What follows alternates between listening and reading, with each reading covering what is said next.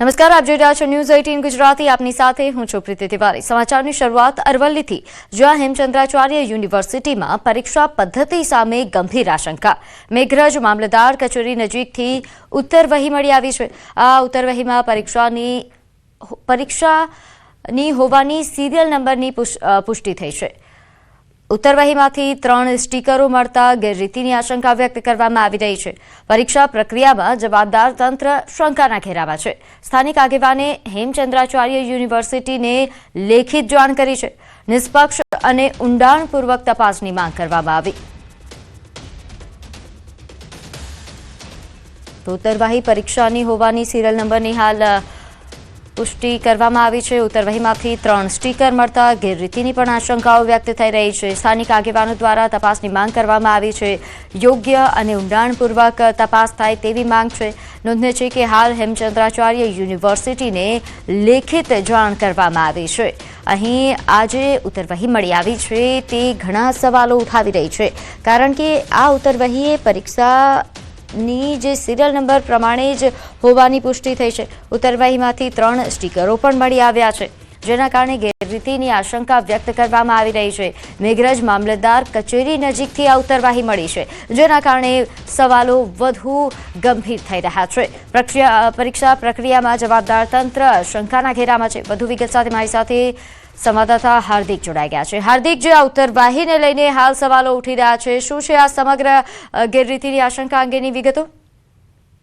પ્રીતિ, ચોક્કસથી જે પ્રકારે હેમચંદ્રાચાર્ય યુનિવર્સિટી છે તેની એક બેદરકારી સામે આવી છે. ખાસ કરીને જે BA સેમિસ્ટર 3નું જે પરીક્ષાનું જે પેપર છે, ઉત્તરવહી છે, તે મળી આવી છે મેઘરજ નગરમાંથી. મેઘરજ મામલતદાર કચેરી પાસેથી ખુલ્લી જગ્યામાંથી જે પરીક્ષા જે રોલ નંબર છે એ ચેકી દેવામાં આવ્યો હતો, પરંતુ જે બારકોડ સ્ટીકર છે એની સાથે આ ઉત્તરવહી મળી આવી છે અને ખૂબ મોટી ગેરરીતિ થયા હોવાની શંકા ઉપજાવે એ પ્રકારના દ્રશ્યો જોવા મળી રહ્યા છે. ખાસ કરીને સમગ્ર મામલે જે જવાબદાર તંત્ર છે તેમને લેખિતમાં જાણ કરવામાં આવી છે, જે સ્થાનિક આગેવાનો છે તેમના દ્વારા, પરંતુ આ જે પ્રકારની બાબત સામે આવી છે એમાં નિષ્પક્ષ અને ઊંડાણપૂર્વક તપાસ થાય તેવી માંગ કરવામાં આવી રહી છે. પ્રીતિ, આભાર માહિતી આપવા બદલ. તો બગદાણા હુમલા કેસ મામલે મોટા સમાચાર. જયરાજ આહિરના જામીન મંજૂર થયા છે. બગદાણા સેવક પર હુમલા કેસમાં જામીન કોર્ટે મંજૂર કર્યા છે. જયરાજ આહિરના જામીન મંજૂર કર્યા. 14 દિવસ બાદ જેલ બહાર આવશે જયરાજ. મહુવા સેશન્સ કોર્ટે આ જામીન મંજૂર કર્યા છે. નવનીત બાલદિયા કેસમાં જયરાજ આહિરને જામીન મળ્યા છે. મહુવા કોર્ટે જયરાજ આહિરના જામીન મંજૂર કર્યા છે. વાત જાણે એમ છે કે થોડા દિવસ પહેલા બગદાણાના સેવક કોળી સમાજના યુવક પર હુમલો કર્યો હતો. કોળી સમાજના યુવકને મારતો વિડીયો પણ બનાવ્યો હતો. બાદમાં કોળી સમાજના આગેવાનો દ્વારા તેનો વિરોધ કરવામાં આવ્યો. એટલું જ નહીં, કોળી સમાજના આગેવાનો દ્વારા ગાંધીનગરમાં મુખ્યમંત્રીને રજૂઆત કરવામાં આવી હતી. ત્યારે સમગ્ર કેસની તપાસ માટે સત્વરે SITની રચના કરવામાં આવી અને બાદમાં આરોપી જયરાજ આહિરને ઝડપી લેવામાં આવ્યો. ત્યારે હાલ તો મહુવા કોર્ટે જયરાજ આહિરના જામીન મંજૂર કરી દીધા છે. આ મામલે ઉગ્ર વિરોધ કરવામાં આવ્યો હતો અને પોલીસની કામગીરી પર પણ લોકોએ સવાલ ઉઠાવ્યા કે પોલીસ આરોપીઓને છાવરી રહી છે. તો SITની રચના બાદ પણ કામગીરી પર સવાલ ઉઠ્યા હતા કે આરોપીની જાણ હોવા છતાં પોલીસ તેને પકડી રહી નથી, જેને લઈને બગદાણામાં કોળી સમાજે ભારે વિરોધ કર્યો. એટલું જ નહીં, આ વિવાદ બાદ માયાભાઈ આહિરનો પણ એક વિડીયો વાયરલ થયો હતો, જેમાં થઈ રહ્યું છે તે બરાબર થઈ રહ્યું છે, જેને ધારાસભ્ય હીરા સોલંકીએ જવાબ આપતા કહ્યું કે હું પણ એમ જ કહું છું કે જે થયું છે તે હવે અટકી જવાય. ત્યારે હાલ જયરાજ આહિરના કોર્ટે જામીન મંજૂર કર્યા છે. અજય ઉર્ફે મોટુ, મંજીભાઈ ભાલિયા, નાજુભાઈ ધીંગાભાઈ કામળિયા તેમજ જયરાજભાઈ માયાભાઈ આહિર સહિતના 3 અલગ અલગ જામીન અરજીમાં 6 આરોપીઓને મહુવાના સેશન્સ કોર્ટ દ્વારા જામીન મુક્ત કરવાનો હુકમ કરવામાં આવેલ છે. તો આગળ વાત કરીએ, વડોદરામાં મોંઘી કાર સાથે નબીરાનો આતંક સામે આવ્યો. રાવપુર ટાવર રોડ પર અકસ્માત સર્જ્યો. અકસ્માતની ઘટના CCTVમાં કેદ થઈ છે. કાર ચાલક દુકાનમાં ઘૂસી ગયો હતો. કાર ચાલકે નશા કર્યા હોવાનું પણ અનુમાન છે. કાર ચાલક નબીરો પૂરપાટ ઝડપે આ કાર હંકારી રહ્યો હતો. અકસ્માત બાદ કાર ચાલક ફરાર થયો છે.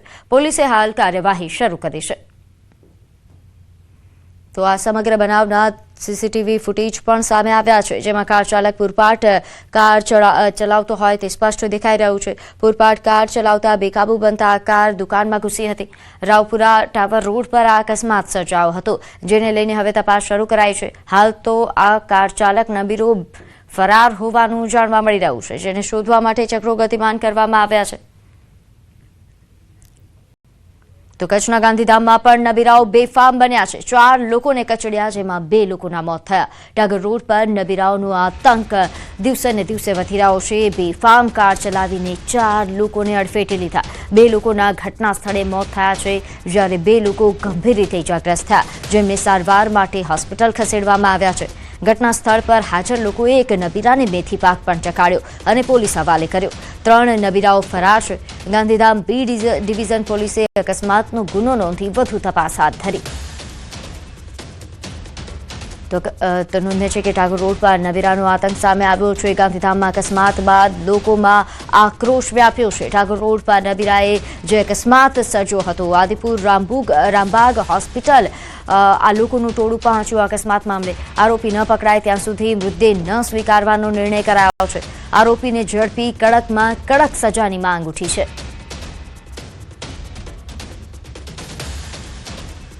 मारुति सुजुकी फ्रोंक्स गाड़ी बेदरकारी અને પૂર ઝડપે ચલાવી રોડ ઉપર રહેલ એક એક્ટિવા ચાલકને ટક્કર મારતા એક્ટિવા ચાલકમાં રહેલ 2 ઈસમોનું મૃત્યુ નિપજાવેલ છે અને સાથે સાથે મોટરસાઇકલને પણ ઠોકર મારતા તેમાં રહેલા 2 ઈસમોને ઈજા થયેલ છે।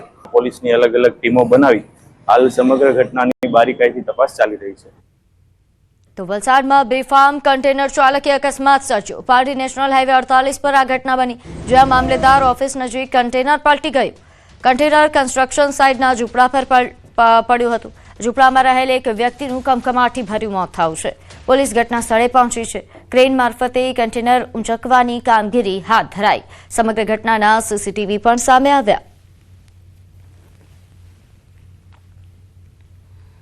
ઓફિસની બાજુમાં અમારી રૂમો હતી, એમાં ખાતા હતા અમે, અને ગાડીવાળા આમ ડોલતો લઈને આવ્યો, એમાં સીધી ઓફિસને પૂછડું હટાવ્યું, એટલે અમે બૂમ કરી કે ભાઈ ભાગો, એટલે અમે ગાડી પલટી ખાઈ ગઈ। કેબિનમાં હતો અને આ જે કન્ટેનર પડ્યું અત્યારે એ બીજી લાઈનમાંથી અચાનક કાબુ એનું ખરવાઈ ગયું અને સીધું એ છેલ્લી લાઈનમાં આપણે આવીને સીધું કન્ટેનર પલટી મારી। અમારી કેબિનમાં ઠોકાયું અને સીધું પલટી મારી। હા, એક છોકરાને તાત્કાલિક જગ્યા પર ડેથ થઈ ગઈ છે। તો રાજકોટમાં ગ્રામ પંચાયતોમાં મહિલા પ્રતિનિધિઓના બદલે તેમના પતિઓ દ્વારા વહીવટ થતા હોવાની ફરિયાદો ઉઠતા તંત્ર એક્શનમાં આવ્યું છે। જિલ્લા વિકાસ અધિકારીની કચેરી દ્વારા તમામ પંચાયતોને કડક સૂચનાઓ સાથેનો 4 મુદ્દાનો પરિપત્ર જાહેર કરવામાં આવ્યો છે। પરિપત્રમાં સ્પષ્ટ કરાયું છે કે પંચાયતની સભા બેઠકમાં માત્ર ચૂંટાયેલ મહિલા પ્રતિનિધિની હાજરી જ માન્ય ગણાશે।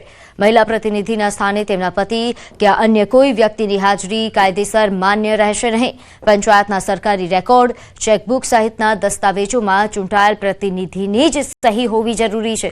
જો તેના બદલે અન્ય કોઈ વ્યક્તિની સહી મળી આવશે તો સંબંધિત તલાટી કે મંત્રી સામે કાર્યવાહી કરવામાં આવશે। તો નિયમોનો ભંગ કરનાર સામે વૈધાનિક ફરજ ભંગ બદલ કડક પગલાં લેવામાં આવશે। આ જે મહિલાના મત છે એ એકચ્યુઅલી એમની સાચી ભાવનામાં મહિલાઓ દ્વારા જ ગ્રામ પંચાયત કક્ષાએથી જે કાર્યવાહી થાય, બરાબર, એ વ્યક્તિ પોતે જ એમની અંદર કાર્યવાહી કરે, અરજદારોને સાંભળે, એમના જે કોઈ ઇસ્યુઝ છે એ સોલ્વ કરે।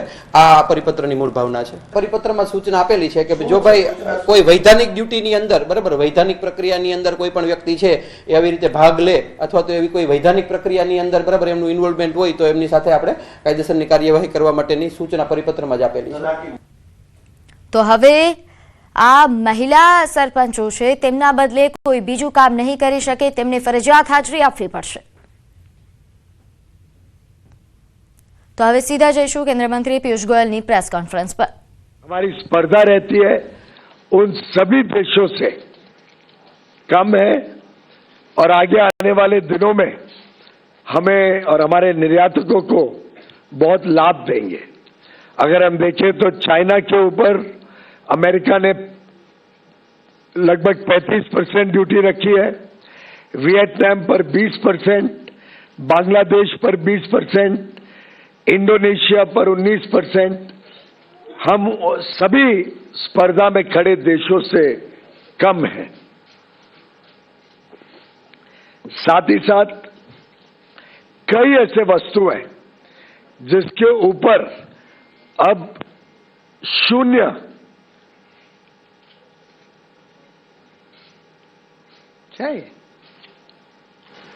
शून्य ड्यूटी लगेगी जब हमारे निर्यातक अमेरिका में, यूनाइटेड स्टेट्स ऑफ अमेरिका में सामान भेजेंगे। उदाहरण के लिए जेम और डायमंड्स पूरी तरीके से शून्य ड्यूटी लगेगी। फार्मास्यूटिकल प्रोडक्ट्स, जो भारत से दवाइयां बड़े रूप में जाती हैं, लगभग $13 बिलियन की, उस पे शून्य ड्यूटी लगेगी। स्मार्टफोन्स जो भारत से बड़े रूप में अमेरिका जाते हैं, उसमें आगे भी चलकर शून्य ड्यूटी ही लगी रहेगी।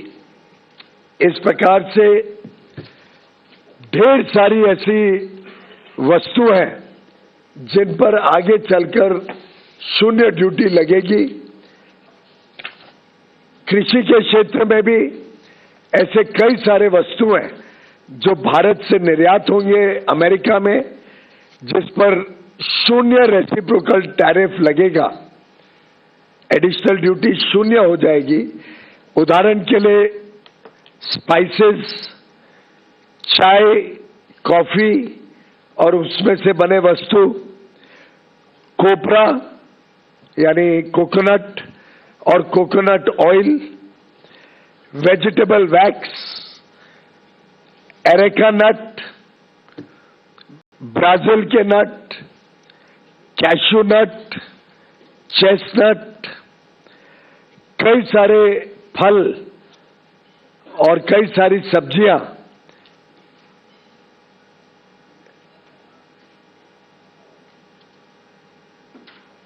जैसे कि एवोकाडोस, बनाना, केला, गुआवा, मैंगो, आम, kiwi, papaya, pineapple, shiitake, mushroom Kashmir का, बाकी अन्य विभाग से। इसी प्रकार से वेजिटेबल प्लेटिंग का जो मटेरियल होता है, वेजिटेबल सैप, कुछ वेजिटेबल के रूट्स जैसे टैरो, बैम्ब्रा बीन्स, कुछ सीरियल्स जैसे बार्ले, कैनरी सीड्स, कुछ बेकरी के प्रोडक्ट्स, कोका और कोका से बने हुए वस्तु, sesame seeds, poppy seeds, processed food, banana pulp के शेप में, सिट्रस के जूस, गुआवा और मैंगो का पेस्ट, पाइनएप्पल का जैम। अब ये सभी वस्तुओं पर जो हमारे किसान भारत में बनाते हैं, इस पर अमेरिका में रेसिप्रोकल टैरिफ 50% से घटकर शून्य हो जाएगा, शून्य। इसी के साथ साथ कई सारे और वस्तु जो भारत से निर्यात होते हैं, जिसमें अमेरिका रेसिप्रोकल टैरिफ शून्य करेगा। उदाहरण के लिए एयरक्राफ्ट के पार्ट्स, मशीनरी के parts, generic drugs, pharmaceutical products, कुछ elementary auto parts, gem and diamonds जो वेस्ट बंगाल में बनते हैं, महाराष्ट्र, गुजरात में बनते हैं, तमिलनाडु में बनते हैं, केरल में बनते हैं। Gem and diamonds, coins, platinum, clocks and watches, essential oils, कुछ होम डेकोर के वस्तु जैसे शैंडलियर्स, इल्यूमिनेटिंग साइंस, लैंप्स के कुछ पार्ट्स, सीट्स, कुछ इनऑर्गेनिक केमिकल्स, आयरन और hydroxides, aluminium oxides, inorganic compounds, precious metals के, जिंक ऑक्साइड्स, कुछ इंस्ट्रूमेंट्स और अपैरेटस, कुछ अलग अलग प्रकार के मिनरल्स और नेचुरल रिसोर्सेज, कुछ पेपर, प्लास्टिक और वुड की वस्तुएं, नेचुरल रबर। देखिए कितनी सारी वस्तुओं पे भारत को 0 रेसिप्रोकल टैरिफ मिलने जा रहे हैं। इसी के साथ साथ हम सबके लिए बहुत ही खुशी की बात है, और इसका तो मैं समझता हूं पूरे देश में चर्चा हो रही है कि कैसे कई सारे किसानों के किए गए वस्तु, किसानी क्षेत्र के उत्पाद अब भारत से 0 ड्यूटी पर अमेरिका में जा सकेंगे, और जिसका भारत के निर्यात को फायदा होगा। इसी के साथ साथ एक देश में कुछ लोग जो भारत के किसानों के विरोधी हैं, भारत के किसानों की चिंता नहीं करते हैं, भारत को गुमराह करने की कोशिश करते हैं, ऐसे कुछ लोगों को आज ये देख के हैरानी हो रही है कि कैसे भारत और यूएस के इस